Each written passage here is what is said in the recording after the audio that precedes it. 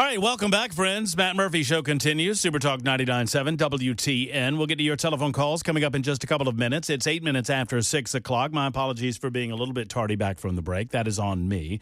We're tallying our nincompoops in the news segment, and we will have a winner for you forthcoming in the next segment of the Matt Murphy Show on Super Talk. What do you got there so far, Jackson? What do you say? It's Ken by a wide margin. It's Ken by a wide, yeah. I mean, the Cracker Barrel update was destruction by Ken And then it's Weaver. me.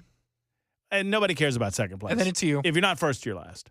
And Chris Hand comes in last because he's DQ'd. Yeah. Yeah, because he gave us a used story. There you go. One that he used. Yeah, one that was actually originally used by him. I believe it was A a day he won Nincompoops. A little bit odd. But, maybe he was just trying to relive old glory. We don't know. If you're just joining us, just tuning in, just getting in your automobiles, maybe just getting to your place of business, just getting home, whatever you might be doing, here's the big breaking news story. Cracker Barrel has said they're going to keep the old logo. By the way, Ken, I don't believe I've ever made a comment about one of your newscasts that could be considered in any form or fashion to be critical. But I've got one thing to say. I don't even think Ken's listening to me right now. I think he's doing work. He's working. All right. Well, maybe I can catch up with him before he's done. All right. I'll get to our guest because Ken said one thing during the update that I do take exception with. First time in the history of our working together that I would look at Ken Weaver and say, what'd you say again? And it has to do with the Cracker Barrel update and Uncle Herschel and what Uncle Herschel is doing on that Cracker Barrel. Because he's not playing chess. I'll tell you that. Ken said he was playing chess. I don't think he's playing chess. All right, we try to play chess, not checkers, on this radio show. We welcome to the broadcast CEO and partner of McLaughlin and Associates. He has been a Trump campaign pollster for some time now, really since 2011, and we are pleased to be joined by John McLaughlin, who takes a little bit of exception with some of the latest polling results from Americans for Prosperity, putting on a debate a little bit later on in the 7th Congressional District special election cycle. I don't know that I've ever had the opportunity to speak with John, but if it's our first chance, it's a pleasure. John, good afternoon and welcome. It's a pleasure to speak with you, Matt. And by the way, it's obvious Cracker Barrel got their poll back. So you guarantee that. There's obviously been some busy bolster with them. But it's a pleasure to speak with you and be here on Super Talk. Well, it's good to talk with you as well. I mean, in the interest of disclosure, you're working with Lee Reeves, right? You're acting as a pollster for him. Absolutely. Right? Yeah, he paid for us. We did a survey back in July. We were in the field, and we put it out so they could put it out to the donors, and they put on X, etc. But we were in the field on July 21st through the 24th, and we did 300 likely primary voters off a primary voter list where we used live operators to speak with people, and most of the interviews were done on cell phones, and some were done text to web, but most of them were done cell phones and some landlines. But we did that back then. Lee was up 6 points, and there was still a significant undecided, but it was a month ago, and Lee's been doing very well since then, where they've dropped many pieces of mail, they've been on radio, they've been canvassing, and so you would think that that 6 point lead could go up because it seems that they're out hustling the other campaigns. Well, I know that Brian Floyd, the campaign spokesperson for the Lee Reeves for Congress campaign, has come out with a statement about this recent poll. I'm affiliated only in as much as we are broadcasting the debate. We've partnered with AFP. I have nothing to do with the polling agency. I have nothing to do with the poll. I will co-moderate the debate. I do know that the poll was initiated merely to get kind of a baseline as to who would qualify in a top 3 setting, and then anybody below that margin would have to come in with a certain amount of campaign contributions, considering the compressed amount of time to conduct the campaign itself. So, I mean, in that spirit, I mean, I can understand if Lee Reeves disagrees with the poll. I can understand if you do too, John. You're better at this than me, and I don't have any inside knowledge about how the poll was conducted, just in the interest of disclosure. And also, by the way, like you said, you're moderating a debate, so you're doing your job to help the candidates get out there, and that's a good thing. And I just having worked for President Trump, Americans for Prosperity were not the president's favorite organization at some point because they didn't like him. They backed Nikki Haley, and they over us. So us Trump people, when we see their polls, you kind of get, you kind of get your suspicious, because the poll that you're talking about, it was done online. It was done IVR. IVR is interactive voice, which usually means robocalls. There's no live interviewers. And it's a difference. So we don't know about the list, and they have a pretty big undecided, and they're it's kind of hard to believe our 6-point lead would shrink to 1 or 2 or something, but that's fine. Well, according to but the thing is, John, according to the metrics of the poll, Lee is in the lead. Yeah, but I don't. I'm looking at the quality of the poll, and that's where. Plus, like I said to you already, us Trump people have. I've been with the president a long time, and I have too. I have too, by the way. I mean, I don't work for him, but I've voted for him 6 times. You've been a great supporter then, and you're a great American, and you've probably been with us when we've been batting back like bad polls, like even the Des Moines Register.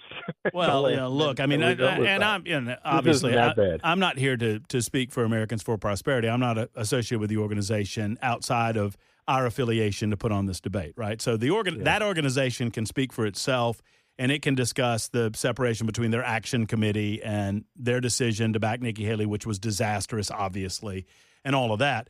That doesn't make the poll fake. No, and well, when you look at it like our poll, when we put it out, it was put out with different demographics, et cetera. But it's just what I'm calling it is the methodology. There's a big difference between live interviewers calling people who are known Republican primary voters in Tennessee off a list to go to a special election, and then Spry, which they had a history of working with DeSantis too. So they're asking people if they're 18 years old and registered to vote, and then they're asking them how likely they're going to vote in the runoff. If they tell them that, it's 82%. It's really high for a registered voter list to say 82% are going to vote in a special election on October 7th. So, and granted, there's no live professional interviewers interviewing these people. It's all done via pressing, your cell phone, or done, responding on a computer. So it's not. There's a significant difference in the quality of the survey. Well, if the survey is of low quality and it has determined that Lee Reeves is in the lead, then who would you suggest, John, is in the lead? Well, I would think we might have a little bigger lead than that. By the way, I look forward, and if you speak to Lee, tell him we need to take another poll. Well, no, I mean, look, I mean, I would applaud. I mean, I'm sure you would applaud that. I would applaud that. That's all well and good. I mean, look, listen. I mean, Lee is obviously one of the front runners in this race, if not the front runner. I don't think anybody denies that. And there are some other formidable candidates. I mean, I can understand why a pollster would look at the way that another pollster is doing their business and say, that's probably not going to give you the most accurate results. And the other thing is, like, Gino Bolsonaro in our poll had 3%. I don't think he's done that much. And you look at it. Well, he formally entered the race since you took that poll, by the way. Right. He was not a candidate formally when you took the poll, correct? Yeah, correct. And, okay. But he is. So he's done something. He's announced his candidacy. Come on, man. He is known, and he's a legislator. And then the other part, by the way, look, just you're a Trump person. I'm a Trump person. Lee Reeves is a Trump person. These other candidates are not. And the pollster and the other organization, they're trying to say it's a close race between a Trump supporter versus never Trump candidates or never Trump organizations. No, I don't go for it. So. Well, I'm not here to defend those other candidates. I'll let those other candidates defend themselves on September 5th. I am certain that the issue of Donald Trump and longtime support of Donald Trump will come up as a question, and we'll ask the question. I'm not afraid of it, and we'll get them to answer, whether or not they were supportive of Donald Trump from the beginning or when their support happened and whatnot. I think it's a big question for the voters of the 7th Congressional District. There's no doubt about that. Was your poll? I mean, do you expect to do another poll in advance of the debate or the October 7th primary? Definitely before the primary. So I look forward to that. So, but right now they have to spend most of their resources on voter contact, getting their message out to the voters, particularly the Republican primaries who have a habit and a history of going out in primaries and who may or may not be aware of October 7th still. Most of them are becoming aware of it. But it's going to be it's unusual, but you got to get people out on October 7th. People have to go vote. Yeah, so I'm just confused, a little bit confused, and I just want to kind of clarify. And maybe it's more for Lee to do, or his campaign manager, or somebody else in his campaign. So the results of your poll a month ago was that Lee Reeves is winning. Yep. The result of this poll, when you take away undecideds, is that Lee Reeves is winning. Yep. So we're just It's plus. But what does that matter for the purposes of setting a debate? Well, it helps fundraising. It helps organizational support. It helps volunteer enthusiasm. So, yeah, I mean, look, I had to go. You go to my website.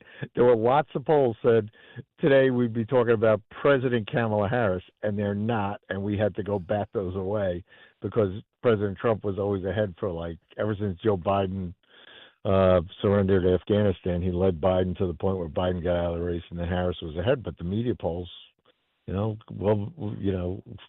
innocuous polls that different organizations put up, we're saying that we were going to lose, but we didn't. So, you have to, because it has to do with voter enthusiasm, because it has to do with volunteer support, because it has to do with financial support. You want to. When your candidate's a stronger candidate, you want to make the case rather than saying it's a three-way tie or a two-way tie or whatever like that. So you feel like campaign donations depend that much on a poll that is designed to set the parameters for a debate? Maybe so. Maybe I'm underestimating the power of the poll. It helps. People like that. By the way, the fact that you would have me on radio right now. It's a good thing. I'm having you on the radio right now as a favorite of the Lee Reeves campaign because they took exception to this poll so much so that they're out calling it fake, which I don't believe. I wouldn't. It's a matter of my personal integrity. I feel like to a certain degree I'm being questioned here because the suggestion is that the poll was conducted in a nefarious way in order to accomplish a goal not stated publicly by the organization that commissioned the poll. In other words, your suggestion is that it is to somehow impact campaign donations. I would suggest to you, or volunteers. I would suggest to you that voters. If you bring me any evidence, I'll pull out of the damn debate and not do it. But I have seen no evidence that that is true. By the way, I didn't cast aspersions on you, and you were very upfront in the beginning saying this was done by Americans for Prosperity. Yeah, it's not. Which has a history of supporting, like even Nikki Haley over Donald Trump, and Lee Reeves is a Trump supporter, and being also Lee Reeves, is a strong supporter of legal immigration, not illegal immigration. Americans for Prosperity are in favor of amnesty. So there's certain things where when we see a poll that doesn't look right. Lee's running against Americans for Prosperity now? Well, it seems they might. If you said they sponsored this poll, they paid for it, right? Yes, it's my understanding. Yeah. So they paid for this poll. So it's not done by your station, not done by you. Right, and Lee Reeves pays you to spin. And he paid me, and I'm totally upfront. And right. To defend the poll that we put out at the time a month ago, which was over a month ago, and you yourself would admit that dynamics can certainly change in a month. You know that better than anybody. They can change, but I tell you, there's when you talk to the campaigns and the candidates, and you check and see, you can go look on their FEC statements. Who's been dropping mail? Who's been talking to the voters? Who's been communicating? Lee Reeves has done more than anybody else. And look, it's up to the Lee Reeves campaign, and Lee is the candidate to go win this election, and they will. But in the meantime, when polls come out, and we don't think they're exactly right, we're going to say so. And like I said to you, it was an online poll that was done with robocalls, and that is not the best methodology. And so, what do you think Lee's going to decline to attend the debate because he thinks the polls is stinky, the one that had him statistically tied for the lead? I think Lee, that's a decision Lee's going to make regardless. Let me ask you this, John. What is the point of all of this objection? Do you want to be ahead by 10? Do you want to be anointed as the winner? I don't understand what the point of the objection is. Well, I think the objection is if people are saying it's a closer race and other people are doing better than we saw in our polls, we just got to point it out. That's all. That's all. I mean, the voters are the ultimate pollsters. Exactly. Right. I totally agree. Yeah. Totally agree with that. Well, it's up to the voters. I could understand this level of objection if Lee came in fourth or something, but I mean, he came in statistically tied. I get it, I guess. I mean, look, I hope that Lee accepts the invitation to the debate. I'm sure he will. I'm sure he'll do a great job. I'm going to ask questions. I mean, my job is to just ask questions, panel questions of all the candidates, let them get those answers out there to the voters. And I know that you, as a pollster, want to accurately reflect the pulse of the community at the moment and the time that you take the poll. And that's why you're on today to talk about how you attempt to accurately reflect. I look forward to the next poll from McLaughlin. All right. Me too. And by the way, what's more important is you're giving the candidates a forum to talk about the issues that voters really care about, because they don't care about polls as much as they care about as where, Lee's got a plan where he wants to end birthright citizenship. Lee's got a plan where he wants to. He was the one who sponsored legislation where you weren't giving driver's license to illegals. Talk about a current issue with what's gone on in Florida and these other states with the, illegals driving around the United States. I mean, so voters want to really hear about those issues, and I think it's great that you have that forum and you have the debate where people can hear where the candidates stand on the issues. John, thank you for the time. Thank you for the good conversation, the back and forth. I appreciate you being on today, and we'll talk to you again very soon.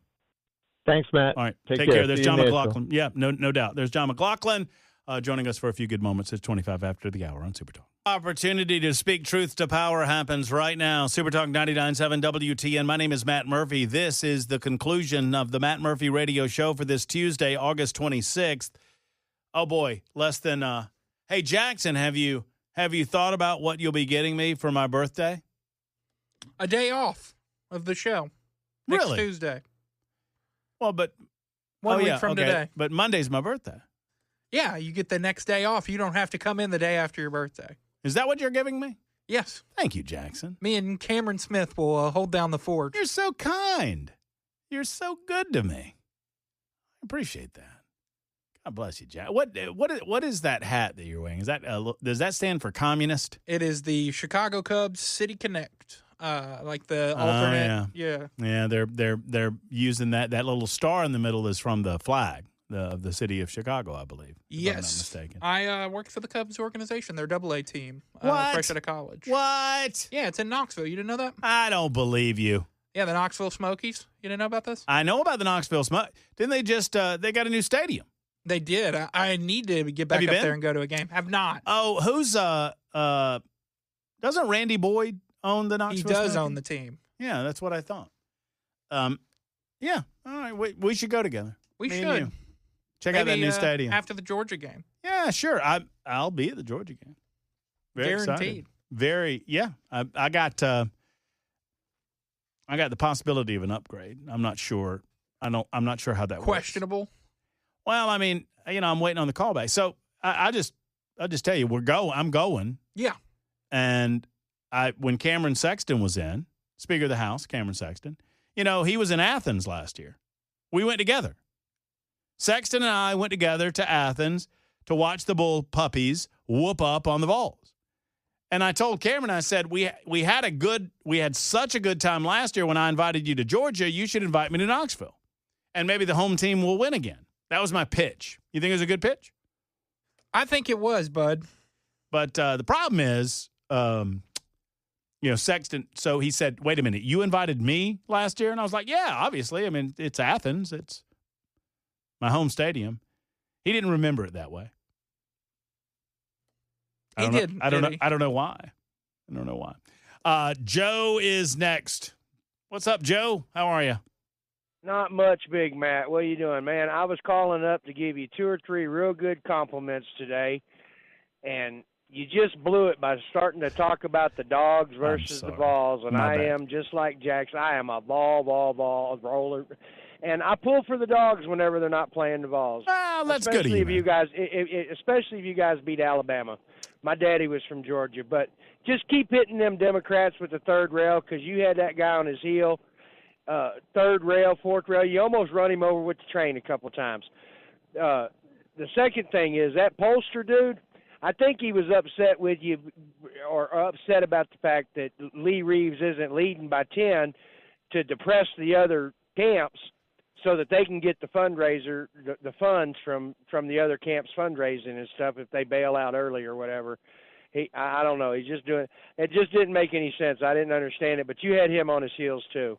Well, and I'm not suggesting, and I want to make sure everyone knows this because I see the comments in the YouTube chat and I see the comments on the super text line. I'm not vouching for the poll. I don't have anything for polls. And y'all know me, right? Y'all know that I don't think anything of polling. I don't think anything of pollsters. No offense to McLaughlin or whatever group that AFP used. I just don't believe that their purpose was to hurt Reeves. And that's the right. suggestion by Reeves. I don't believe that. They were trying to set a base standard for who gets in the debate, and that's all. So I'm not right. vouching for the efficacy of the poll. I'm not saying that one candidate's not being screwed and another candidate's not benefiting. To me, the measure of the candidate will come September 5th on the stage. That's right. That's right. Last thing, though, is you got to watch that Chris Hand. I think while you were out, he actually used you as his nincompoop one day and won. I don't know, but you got to watch him. You got to watch him. I got my eye on him. Yeah, reusing them stories and stuff. Him and Dan, they're plotting. They're plotting with their podcasts and all that. They're trying to get it. You see Hand, right? You've seen photos of him. Oh yeah, he's that pretty boy thing. That pretty hair. Hold on a second. I didn't say that. I just I have a hard time trusting a man whose beard looks that good. Yeah, his hair and all that. You're right. That's right. Where's his pants a little too tight? You know what I'm saying? Oh well, I don't know about all that. I don't know. I'm keeping my eyes up here. I'm not going down. I hadn't looked either. I don't even watch. I just listen to it. I'm a truck driver. I listen to you guys on my telephone every day. So. Joe, I'm glad you called. I'm glad you listened, brother, and great comments. Great call. All right. God bless you. Have a great day, guys. God bless you too, man. I appreciate you. If you're just joining us, the flag story is over.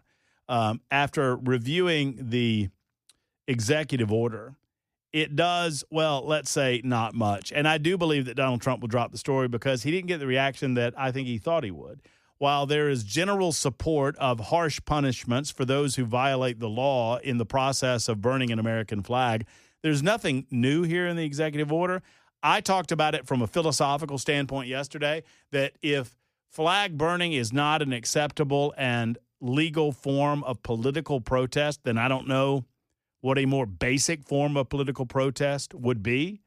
And I don't know why you would make that illegal.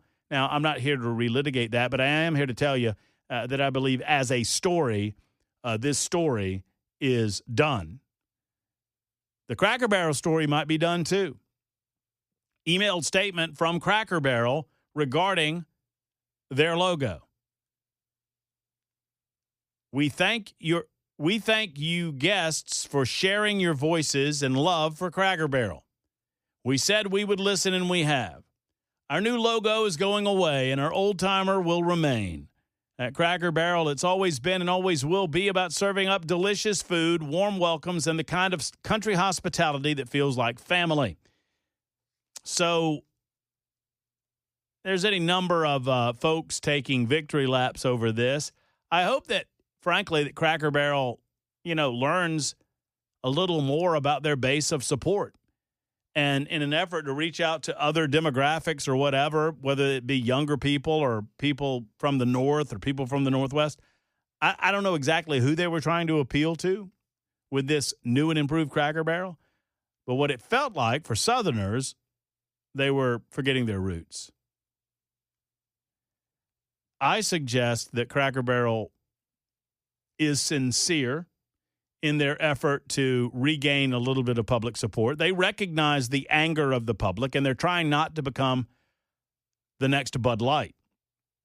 At the same time, I said from the beginning, I'm much more concerned with the deliciousness or lack thereof of the food.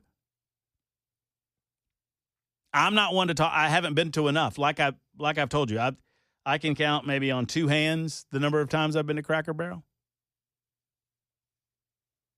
I would have no problem whatsoever with the revamped stores themselves. I do not believe that those stores that they have redone, because I've been in the Mount Juliet one on a couple of occasions, I do not believe that those locations are being served in terms of what they look like by some of the photographs that you're seeing online. I think those photographs are intentionally trying to be antiseptic, and that's not what I see in the redesign. I just see a modernization, and they're cleaning it up a little bit. They're taking away some of the lanterns. They're taking away the saws. They're taking away the washboards, and they're replacing it with 1960s and 1970s style nostalgia. And I don't have a problem with that either. Make the food the delicious food that we love and remember. Do whatever you want to in the dining area. Leave the country store alone. Leave Uncle Herschel alone. Leave the pegboard alone. Put ignoramus back on the pegboard. The pegboard, if you left like 4 pegs, it would call you an ignoramus. I know. I'm an ignoramus. Are you now? Yeah, I can't figure that peg game out. When I was a kid, I would go hang out with Tommy Milford at Western Sizzlin' in Thompson, Georgia. No P in Thompson, Thomson. As a 15-year-old, this is a true story. Tommy liked to drink Jack Daniels. He's dead now. Tommy and I developed a little bit of a friendship. I always liked older people. And Tommy got me to drive him around in his Isuzu pickup while he drank Jack Daniels and smoked cigarettes. This is an alarming relationship. No, it's fine. It's all good. Tommy Milford owned 3 restaurants and lived in an Econo Lodge. This was what... He's one of those people you meet, and you're just like, you tell stories about him, and right. Nobody believes you. And nobody believes you. Because I don't believe you right now. Yeah, no, it's absolute truth. The Econo Lodge was behind the Western Sizzlin' in Thompson, and he had so many clothes, he rented 2 rooms in the Econo Lodge. One room was just for his clothes. Did he get like a discount rate? Oh, I'm sure he did. I'm sure he knew these people or whatever. But one room was a discount. One room was the room that he slept in, and the other room was the room that he kept his clothes in. And I'm sure he got a discount. Tommy Milford taught me about the art of the restaurant business and taught me about the art of the pegboard, because Western Sizzlin' had those peg games too.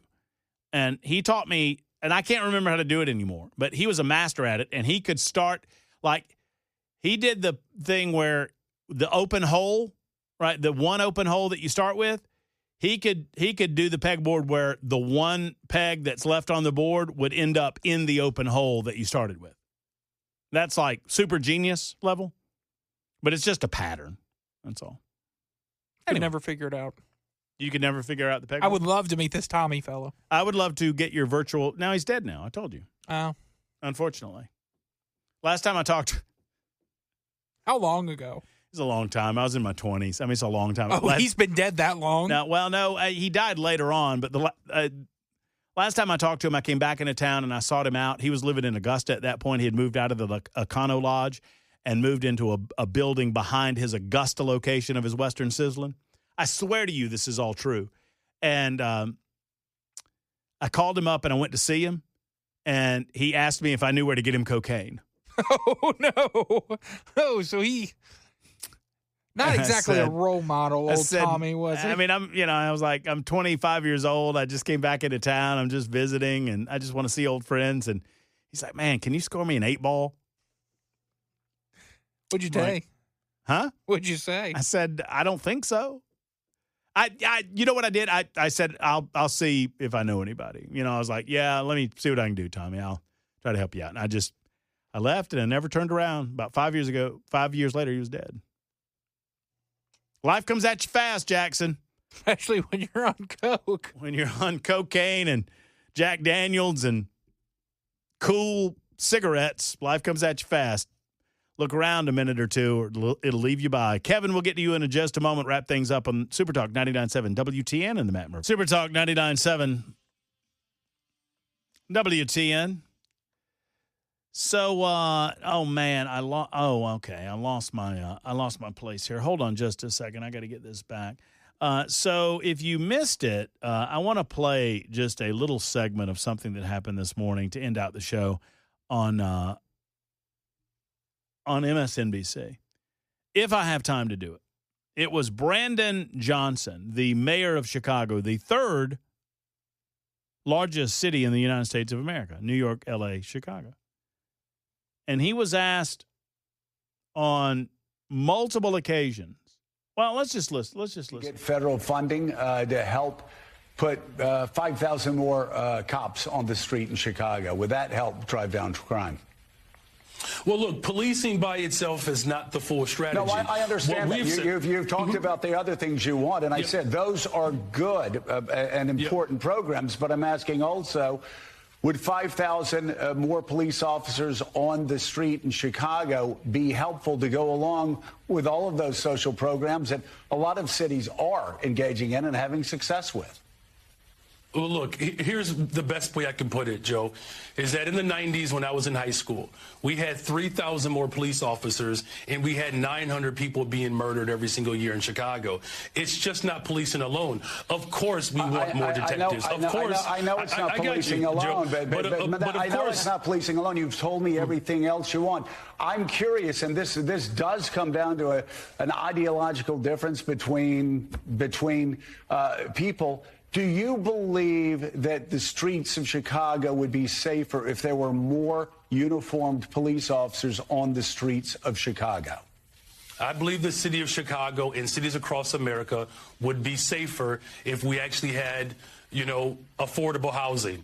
Look, okay, I'm but that's not the question I asked. My question is, and I just need a yes or a no, do you believe the streets of Chicago would be safer if you got all of those other extraordinary programs put back into place, which do have a history of being successful, if that's complemented by having 5,000 more cops on the streets of Chicago? I don't believe that we should narrow it down to just police officers, Joe, is what I'm saying. That is an antiquated approach. I'm saying we've invested in detectives. Mr. Mayor, are you hearing what I'm saying? I'm agreeing with you that all of these other social programs are extraordinarily important. I just need a yes or a no, and then this will be the last time I ask. If you get all of those other social programs that 800 million that New York City does, Los Angeles, other people do with great success, would an additional 5,000 cops on the streets in Chicago help complement those programs to make Chicago safer? Look, we are working hard to make sure that our police department is fully supported. I don't believe that just simply putting out an arbitrary number around police officers is the answer. Unbelievable. How hard is it? This guy is a defund the police guy. Is there any wonder that city is going to hell in a handbasket and people are desperate for? I mean, Chicago is desperate.